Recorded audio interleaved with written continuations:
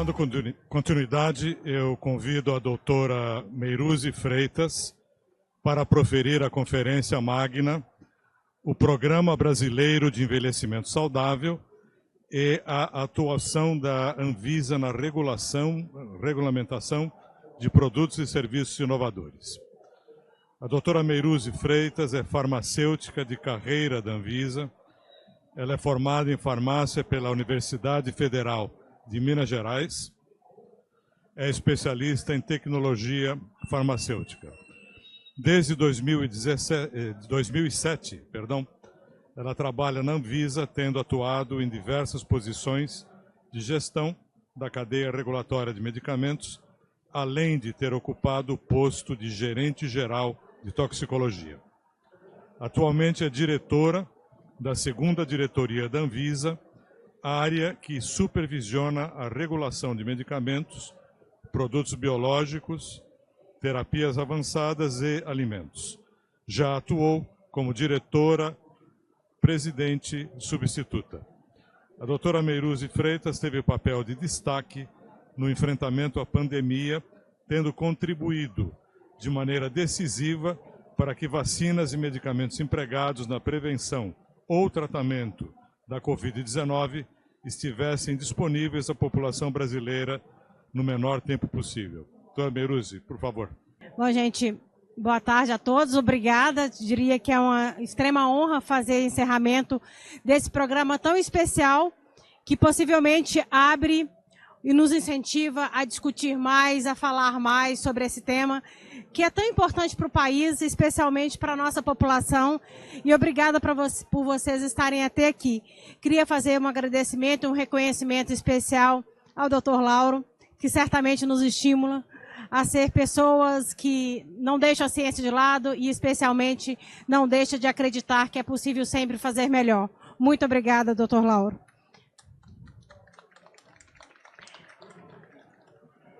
Me soma as palmas. Gente, uma primeira... Já foi muito falado aqui sobre o processo de envelhecimento e as oportunidades que se discute no envelhecimento saudável e especialmente aí no acesso às novas tecnologias que envolvem medicamentos, produtos para a saúde, cosméticos, uma série de produtos que passam pela regulação sanitária do Brasil. Meu desafio é colocar aqui rapidamente, mas eu vou circundar um tema para que a gente consiga avançar. Aqui é só um breve cenário para a gente conversar do que já foi falado até aqui, mas a gente faz uma reflexão aqui também da capacidade, especialmente dos idosos brasileiros, considerando que o idoso hoje ele também é uma rima de família, né? Muito desses idosos eles contribuem para a manutenção dos seus lares. Tem uma expectativa aí que a grande parte dos idosos brasileiros estaria aí com a sua renda até 2 salários mínimos. E quando a gente vai falar em tecnologia de saúde, qualidade de vida, certamente as questões relacionadas à renda é um fator primordial para essa discussão e para a gente discutir também Sistema Único da Saúde. E vamos lembrar que a Anvisa é um órgão brasileiro integrado ao Sistema Único de Saúde, faz parte desse sistema. Então, a gente tem que considerar que aumenta, graças ao aumento da expectativa de vida. Isso eu vou fazer aqui, parafrasear, inclusive, o nosso vice-presidente, que ele fala que tem alguns avanços nesse tema, para que a gente tenha uma prolongação de vida, especialmente pensando do século, no final de 1940, que era ali em torno de 40 anos. A gente tem grandes avanços aí, que eu vou defender a minha sardinha, que é o acesso às vacinas, a vacinação das crianças, especialmente, inclusive, com os idosos também entrando como estratégia para vacinação, acesso à água potável, a grande questão, os avanços sanitários que se tem, qualidade de vida, especialmente também no avanço que nós tivemos na educação ao longo desses anos.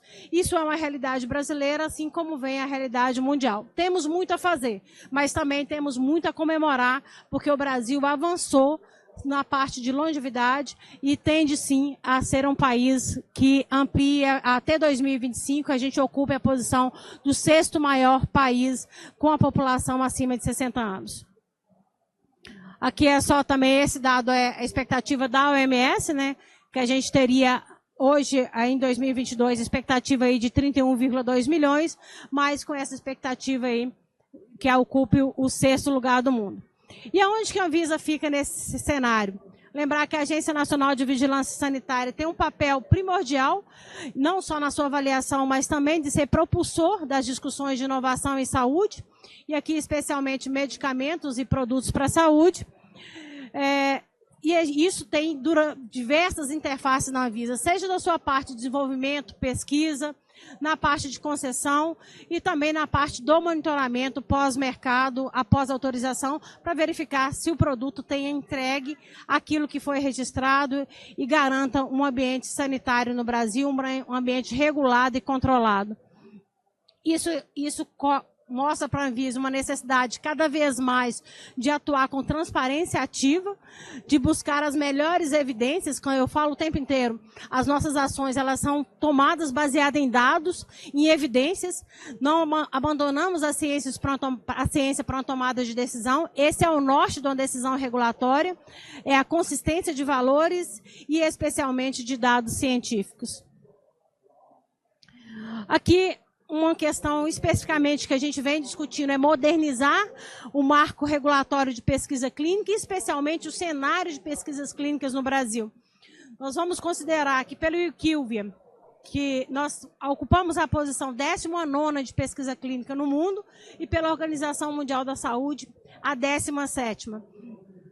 Certamente o Brasil, pela nossa característica, foi aqui falado numa das palestras anteriores, pelas suas características da diversidade da nossa população, o que é muito rico, pela característica também da nossa qualidade em relação à parte de cientistas e clínicos, nós precisamos sair das precisamos continuar nas publicações científicas, mas essas publicações elas não podem ser só artigos, elas têm que voltar a produtos e serviços para a nossa população e o Brasil ocupar melhor posição na escala de inovação no mundo. A gente está ali, salvo engano, pela posição 47ª.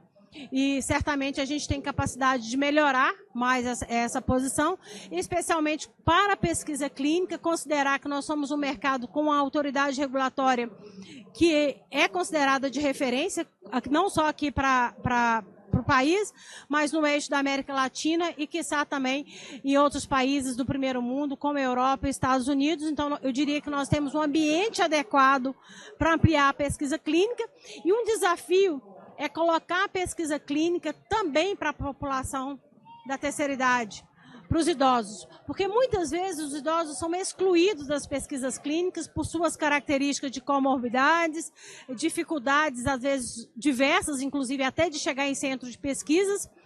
E uma questão que, por vezes, as padronizações dos protocolos das autoridades dificultam a inclusão ou a exclusão de um idoso na pesquisa. Então, aqui é um desafio regulatório incentivar a maior diversidade nos grupos de pesquisas clínicas.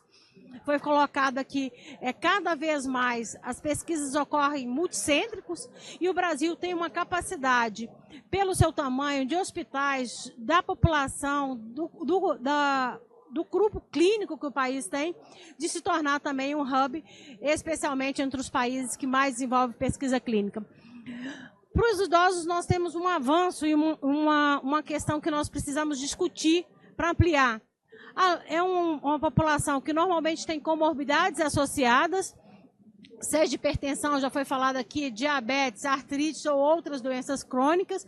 Normalmente existe associação ali de uma polifarmácia, tem características na idade que vão levando cada vez mais, que especialmente a necessidade de entender mais um pouco o genoma as alterações genômicas para o idoso. Então, certamente aqui é um desafio, mas que a gente precisa buscar soluções e não parar nos desafios. E nessa discussão que a Anvisa vem fazendo de novo marco regulatório, certamente aqui também é um ponto que nós vamos debater no sentido de ampliar e melhorar esse ambiente no Brasil, que já ocorre em outros países. Mas eu diria que a gente está um bocadinho atrasado, especialmente aí quando a gente olha, não a questão especificamente do Estatuto de Idoso, mas o próprio documento emitido pelo Ministério da Saúde em 2018. Aqui eu já falei, né, sobre essa questão dos múltiplos medicamentos utilizados pelo idoso, as interações medicamentosas. Então, muitas vezes, isso faz a exclusão do paciente nas pesquisas clínicas. E há para a gente aqui um desafio de como que é importante, exatamente o contrário, é estudar o comportamento desse medicamento frente aos diversos medicamentos que o idoso utiliza. Isso é essencial para que a gente indique na bula as questões mais específicas do idoso, para que o médico também tenha melhores estratégias para o tratamento desse idoso, inclusive melhore a adesão terapêutica.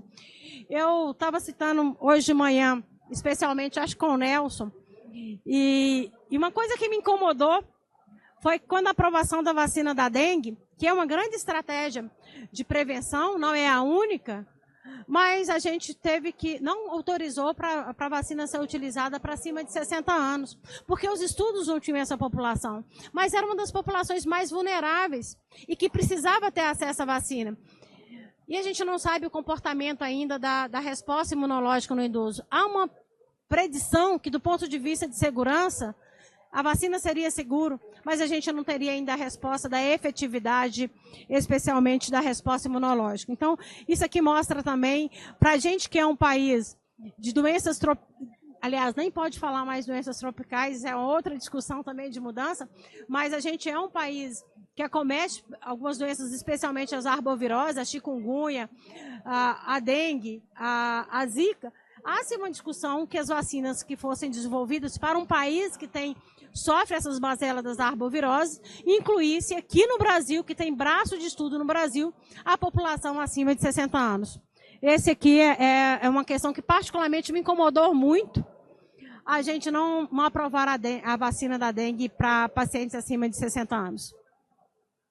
Aqui uma outra questão que a gente precisa fazer essas discussões, não só na avaliação do medicamento, mas nas questões da pesquisa clínica, é normal que no envelhecimento a gente tenha alteração, especialmente da parte de absorção, nosso metabolismo é diferenciado, então isso vai interferir na farmacocinética dos medicamentos, para se discutir doses, horário de tomada, melhores ajustes posológicos, e levar em consideração até fatores que podem vir de mudança no comportamento da farmacodinâmica do medicamento. Essas alterações fisiológicas, ela faz parte do curso natural do envelhecimento e a gente precisa considerar também como fazer um medicamento cada vez melhor para ser uma terapia-alvo e especialmente para essa população que já vem dominando as necessidades do país. Eu já tinha comentado isso sobre os critérios de inclusão e exclusão, que os estudos tradicionais, eles excluem normalmente já do seu projeto os pacientes mais velhos, e nas mudanças de protocolos a gente tem dificuldade também de trabalhar com a inclusão. Então, muitas vezes o paciente idoso vai ficar ali à margem, especialmente às vezes com acesso expandido, um uso compassivo, mas sem um dado que a gente possa avaliar e fazer uma melhoria da eficiência desse estudo, considerando toda essa diversidade e especialmente que a gente tem cada vez mais uma população idosa crescente. Então, como eu disse, muitas vezes os tratamentos não são testados na população acima de 60 anos, especialmente a população acima de 65 anos. E aí a gente tem desafios, né, para incluir, seja de desafios éticos, que é importante que o paciente entenda, quando ele vem para um processo de pesquisa, especialmente quais são as limitações que a proposta terapêutica traz, ele entenda exatamente o que se propõe essa pesquisa, entenda também os desafios éticos, éticos de participar dessa pesquisa, porque, em tese, são pacientes com maior vulnerabilidade. Então, isso também precisa ser discutido nesse campo, nos comitês de éticas e também nos desenhos, e especialmente com os profissionais de saúde, que, por vezes, tomam a decisão de excluir, porque acha que é mais fácil e simplesmente perderia mais tempo. Então, a gente precisa mudar paradigmas nesse ponto. Então, o recrutamento, ele tem que levar em consideração essa retenção de idosos nos estudos clínicos e não ficar nessa página de que é difícil recrutar. Seja porque o idoso, às vezes, vai ter dificuldade de mobilidade, muitas vezes o centro não vai estar próximo à residência, então isso é uma questão que se discute. Como superar essa barreira? Os reguladores do mundo hoje, discute, inclusive, a descentralização dos estudos clínicos, a possibilidade de utilizar outras estratégias, inclusive no tempo da telemedicina, da consulta assistida, para que você possa incluir esse paciente que às vezes está fora do dia a dia dos grandes centros onde ocorre. E aí vamos lembrar que a maioria das pesquisas clínicas que ocorrem no país ocorre aqui no eixo sul e sudeste. E isso já mostra aí um descarte da nossa população para esse tema, considerando essa diversidade e essa amplitude que o nosso país tem. Então, a gente precisa ampliar centros no norte, no nordeste, de forma também que favoreça maior inclusão e que a pesquisa clínica esteja mais próxima dos diversos pacientes. Garantir que os pacientes estejam dentro do estudo, sinceramente, é um fator fundamental para que a gente consiga, inclusive, estabelecer estratégias de monitoramento remoto, né? Utilizar, por exemplo, ferramentas de equipamentos que possam verificar o paciente utilizando, o efeito que ele está fazendo, acompanhamento, inclusive, às vezes, consulta lá na casa do paciente para favorecer esse paciente incluído no projeto de pesquisa. Para que a gente tire a desculpa das barreiras logísticas. Então, a gente precisa repensar modelos e a regulação tem um papel importante nesse processo também. A gente precisa, aqui é uma provocação especialmente para os P&Ds, a pesquisa e desenvolvimento das indústrias. A gente precisa discutir a necessidade de formas farmacêuticas mais adaptáveis, mais voltadas para o idoso, principalmente para esse idoso que vai ter uma polifarmácia, e aí não só mais discutir associação dose fixa, que é um grande avanço para reduzir a tomada de 1, 2 e 3 comprimidos, isso também ajuda a adesão terapêutica. A adesão é difícil, às vezes quem toma um medicamento tem a dificuldade de manter o horário de tomar aquele medicamento, imagina uma pessoa que às vezes toma medicamento de manhã, perto de meio-dia e à noite.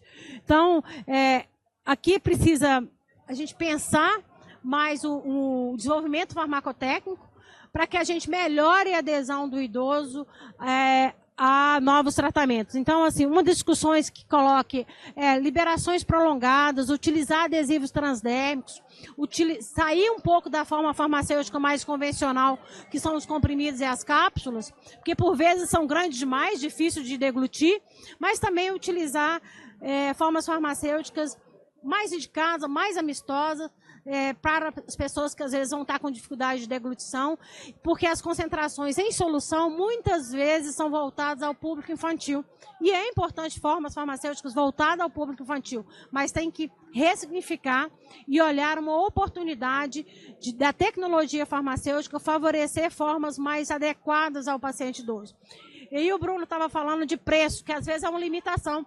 A gente também tem que pensar como estabelecer o preço para incentivar esse tipo de desenvolvimento na indústria farmacêutica. Então, e outras questões relacionadas, especialmente o desenvolvimento de alguns aplicativos também mais voltados, seja produtos como esse aqui, que não é só um relógio, isso aqui também ajuda no tratamento e na adesão, para disponibilizar de forma mais equânime, né, esse tipo de dispositivos, e que isso não seja apenas para alguns brasileiros, mas seja como uma estratégia para ampliar para mais brasileiros, inclusive saber manusear esse tipo de aparelho e utilizar isso como estratégia de adesão terapêutica. As agências reguladoras, aí eu me incluo nesse processo, que a gente precisa ajustar os nossos critérios. Por vezes, quando o Dr. Lauro me chamou para fazer essa palestra, e eu estou escrevendo um projeto de pesquisa clínica, eu me senti até um pouco com um sentimento de culpa. O quanto que a gente tem sido negligente. E aí, nessa oportunidade, eu peço desculpa, mas também é uma oportunidade de melhorar as nossas ações, especialmente quando a gente pensar em aprovação de medicamentos mais voltados à população idosa, dar mais informação à população idosa, trabalhar com mais treinamentos para os profissionais de saúde, para os cuidadores, e a vigilância sanitária, especialmente a Anvisa, tem um papel fundamental. E quando eu olho que a autoridade da União Europeia, a EMA, que tem muita similaridade com as ações que a Anvisa executa, é considerada pela Anvisa uma autoridade de referência, e eu percebo que a gente está muito atrás quando eu olho o projeto da EMA, que é de 2011. Mas certamente dá tempo de correr atrás desse prejuízo e buscar fazer mais. Então, certamente a gente também precisa, do ponto de vista política de incentivo, no desenvolvimento de produtos, então as agências de fomento, especialmente a FINEP, as discussões da Embrapi, o próprio governo com o Complexo Industrial da Saúde, com a indústria 4.0, de incentivar também a inclusão dos idosos, não só em pesquisa clínica, mas incentivar a questão de desenvolvimento de produtos mais voltado ao idoso. Essa área de atuação tem que ser vista também como estratégia nos órgãos de regulação, inclusive com regulamentações específicas para favorecer o acesso a esse tipo de produto e, especialmente, para que as nossas informações, seja de bula, instrução de uso, contemplem mais as necessidades do idoso. Aqui eu trouxe só rapidamente o exemplo da União Europeia, desde 2011, que os medicamentos utilizados por pacientes geriátricos devem ser de alta qualidade, isso é uma regra geral, mas todos os medicamentos devem ter qualidade, eficácia e segurança para estarem disponibilizados para a população brasileira, mas a gente deve melhorar cada vez mais as disponibilizações de informações e forma de uso. Foi colocado aqui pela Nena Barreto da estratégia da bula digital. E realmente eu concordo, bula digital não pode ser um PDF. Por isso que eu briguei na regulamentação, briguei no bom sentido, que a gente tem que ir para informações eletrônicas do produto, para que dê melhor interação do produto aos pacientes das múltiplas diversidades e com o tempo abandonar a bula de papel. Mas a gente precisa avançar muito em informações eletrônicas de produto antes de partir para estratégias, às vezes, da retirada da bula. Informações mais claras também, desde a prescrição que precisa ser colocada, isso é um trabalho que o regulamento da União Europeia estabelece, e esses Estados-membros, eles têm decidido que tem que ter uma inclusão que representa melhor a população nos estudos clínicos para o medicamento ser aprovado na União Europeia. Então, essa exigência tem contribuído para incluir mais diversidade nos estudos clínicos. Então, que é o papel da regulação, que por vezes, no primeiro momento, tem que se discutir um processo adaptativo, prazo para que isso ocorra, mas ela também tem que incentivar essa mudança de paradigma para que os estudos clínicos vá também nessa direção. Então, isso representa, cada vez que a gente inclui uma população mais diversa, o estudo ele cria um valor maior, é cientificamente mais relevante, e isso traz diretamente informações da melhoria do desenvolvimento do produto para a população mais idosa. Aqui a União Europeia também, ela discutiu, especialmente, que muitas vezes os medicamentos faltavam informações relacionadas ao público idoso. Então, a falta de dados clínicos obtidos em público idoso é uma questão preocupante para a União Europeia e certamente para todas as autoridades. Perdão, mas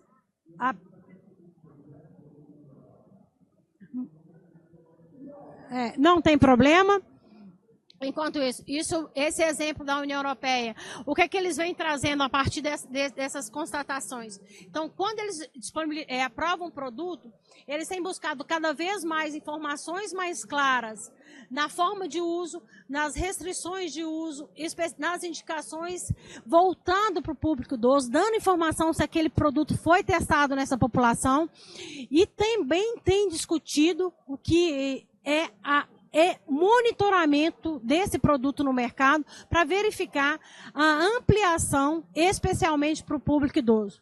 Esse é um tema que eu venho discutindo no Brasil, a forma com que a gente trabalha com evidências de mundo real, que é exatamente o comportamento do produto no mercado, e que a gente consiga absorver dados e promover estudos para fazer ampliação de uso, alterações de posologia, para que a gente traga também indicações diferenciadas, e certamente evidências de mundo real é uma estratégia de ampliar o dado clínico, especialmente para a população idosa. Voltou.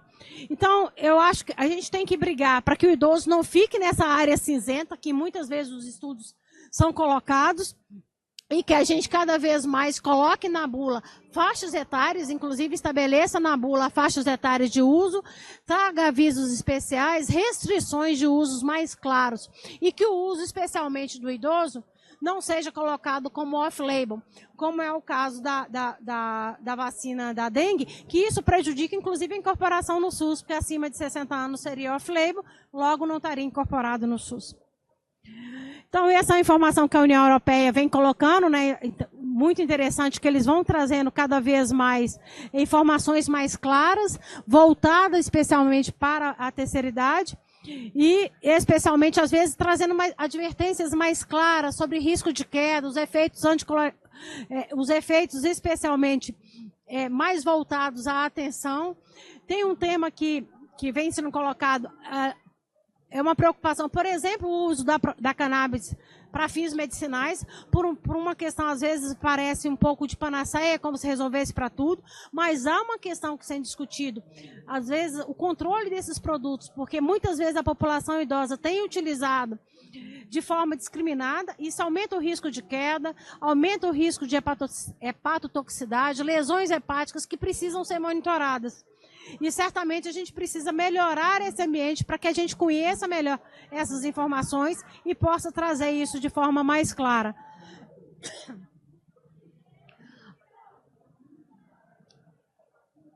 Opa. Aqui. Espera aí, só um minutinho. Opa. Perdão. Tá. Aqui. Essa consideração da União Europeia, especialmente voltando para que o idoso seja incluído nos estudos clínicos, desenvolver novas perspectivas, o regulador tem um papel de avaliar de forma mais adequada essa inclusão, e assim todos ganhariam, seja o médico, seja o paciente, inclusive a segurança sanitária do produto. Ferramentas de mundo real é cada vez mais importante na utilização, e especialmente aí quando a gente está falando de ampliação de estudo clínico. Aqui um desafio foi colocado, inclusive, por Bruno. As terapias avançadas, ela é a realidade, inclusive desenvolvida em laboratório público no Brasil. Queria citar o exemplo da parceria do Instituto Butantan com o Hemocentro de Ribeirão Preto, com CAR-T em desenvolvimento clínico para câncer de células moles, com estudo clínico aprovado pela Anvisa. É uma estratégia cada vez mais acompanhar, desde o nascedouro, essas pesquisas, mas isso desafia também a medicina personalizada, baseada no perfil genético e nas condições clínicas individuais. São terapias de alto custo e que, certamente, com o envelhecimento, essas terapias vão ser desafiadas a chegar cada vez mais à população nas suas diferentes idades. Essas tecnologias de acompanhar os pacientes, seja por uso de dispositivos wireless e o uso de medicamento em tempo real, é uma estratégia que o Brasil precisa melhorar para que se tenha também cada vez mais o idoso sendo utilizando as terapias mais personalizadas. Essa é a realidade, é mais para a oncologia, mas hoje há uma discussão para as doenças genéticas fortemente para a utilização dessas terapias. Certamente, a pesquisa clínica local, o Brasil tem um grande potencial, como eu falei, para que a gente amplie a utilização de medicamento inovador, que o Brasil possa ter essa liderança também na produção nacional, que a produção nacional volte a essas questões, especialmente utilizando estratégias por meio de parcerias público-privada.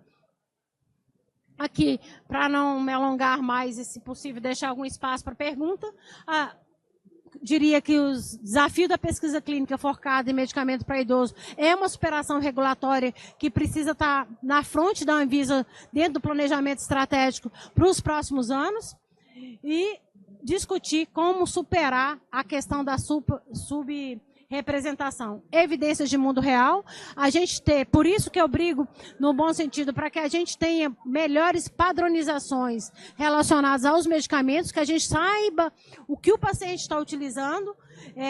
Exato, por isso que é preciso que a comunicação das informações seja cada vez mais padronizadas. A gente precisa ter essa rastreabilidade do que o paciente está utilizando no serviço, dessa polifarmácia e como está ocorrendo o comportamento dos pacientes. Para isso, a gente precisa avançar na padronização na utilização do IDMP, na utilização de sistemas interoperáveis, em padrões, para que a gente possa ter informações de dados de vida real e possa melhorar e isso levar em consideração até novas tecnologias e desenvolvimento de produtos no Brasil. Certamente há oportunidades regulatórias para serem avançadas que envolvam a indústria, a academia, especialmente que as universidades brasileiras têm um destaque nesse papel, os reguladores e certamente os demais atores que compõem a nossa sociedade, já que hoje o paciente está no centro de decisão e ele quer tomar a decisão relacionada às novas tecnologias e cada vez mais traz o interesse nas discussões das novas tecnologias e o paciente quer buscar, inclusive, fazer parte dessa decisão. Cada vez mais isso é uma questão que vem no Brasil, mas que é comum também em outras autoridades, em outros países, a manifestação dos pacientes numa decisão de aprovação ou não de uma tecnologia em saúde. Gente, muito obrigada, desculpa por correr, mas obrigada pela atenção de cada um de vocês. Doutora Meruzzi, muito obrigado pela excelente apresentação.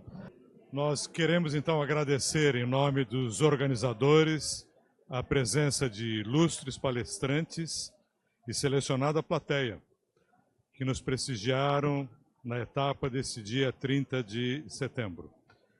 Nós informamos que o vídeo das conferências de hoje estarão no canal YouTube da Academia, no site www.cienciasfarmacêuticas.org.br. Convido agora o acadêmico e primeiro secretário da Academia de Ciências Farmacêuticas do Brasil, o professor Dr. Lauro Moreto. Professor. Estamos encerrando essa primeira edição da Conferência Fronteira das Ciências Farmacêuticas na Saúde e Longevidade. Projeto desafiador que começamos e hoje temos a grata satisfação de encerrar. No decorrer desses 2 dias, pudemos conhecer muitas fronteiras do conhecimento que certamente contribuirão para a longevidade saudável de nossos patrícios. Temos expectativas de que esse evento será um marco para as atividades da academia, que estimulará a organização e realização de outras congêneres nos próximos anos. Essa não será a única edição, já temos previsto para o ano que vem uma nova. Agora é o momento certo de registrar os agradecimentos àqueles que ministraram conferências, àqueles que patrocinaram, àqueles que apoiaram, àqueles que organizaram, àqueles que conduziram e participaram das atividades desse evento. Começo por agradecer aos conferencistas, e vou declinar pelo nome, pedindo permissão para suprimir seus títulos. Maria Cristina Hoffmann, Walter Feldman, Gonçalo Vecina Neto, José Luiz Donato, Felício Savioli Neto, Gustavo Alves Andrade dos Santos, Sérgio Mena Barreto, Bruno César Almeida de Abreu e Meruzzi Souza Freitas. Aceitem o nosso muito obrigado. Aos patrocinadores, pedindo escusas para suprimir suas cotas de subvenção. Abrafarma, GSK, Abafarma, AEfarma, ICF e Sincamesp. Aceitem o nosso muito obrigado. Aos membros mantenedores da academia, pedindo escusas por suprimir suas categorias, Sindusfarma, EMS, Eurofarma, Iperafarma, Abafarma, Abifina, BD, FCE Farma, Hipofarma, ICF, Sincamesp, Stevanato Grupo e o Itam. Aceitem o nosso muito obrigado. Aos mestres de cerimônias, Maria Elis Santoro e Nelson de Franco, que conduziram com brilhantismo as atividades dessa conferência. Aceitem o nosso muito obrigado. Ao grupo de trabalho que organizou este evento, designados em ordem alfabética: Hilton Oliveira dos Santos, Leonardo Teixeira, Nelson de Franco Júnior, Marcelo Marcos Morales, Marco Antônio Stefano, Silvia Guterres, Walker Laman e eu que ajudei em algumas coisas aqui. Aceite o nosso muito obrigado. E queria agradecer também aos nossos colaboradores internos da academia, ao Walter Alves e a Cibele Guion, pelo suporte que nos deram. Em nome do nosso presidente Dante Alário Júnior e do nosso próprio da comissão organizadora, declaro encerrada a Conferência Fronteiras das Ciências Farmacêuticas na Saúde e Longevidade. Uma boa tarde a todos, até um próximo evento. Até breve.